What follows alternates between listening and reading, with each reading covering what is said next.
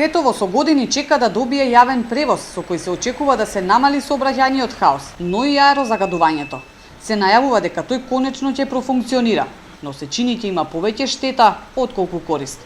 Без претходни анализи и решавање на останатите сообраќајни проблеми, експертите не веруваат дека ќе биде функционален.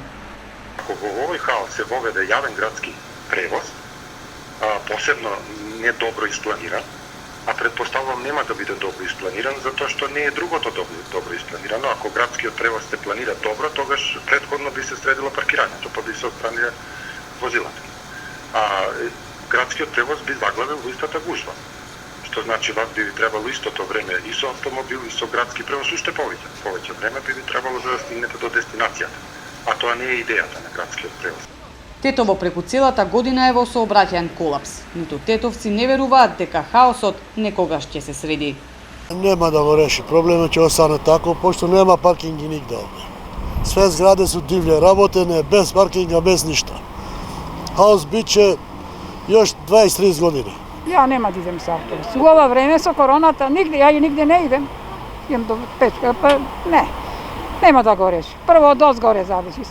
Рибата смрди од главата, од ништо не сме задоволни. Од ништо. Па со автобуси нема ова гужва многу превише, нема паркиралишта за колеве, се еве кај ќе воза. Уште поголема гужва ќе се створи.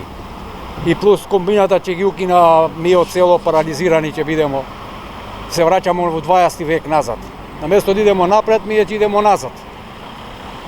И градоначалничката колку години е уопште ништо не презела. Не може да се реши ово пошто е голема гужва. Град е многу тесен и тука не може да се среди ово. Изградба на катни гаражи, пешачки и велосипедски патеки, обиколници за товарни возила кои се обраќаат кон Косово. Решенија има, но не и нивна реализација, велат експертите, кои целата вина ја гледаат во неажурноста на локалните власти.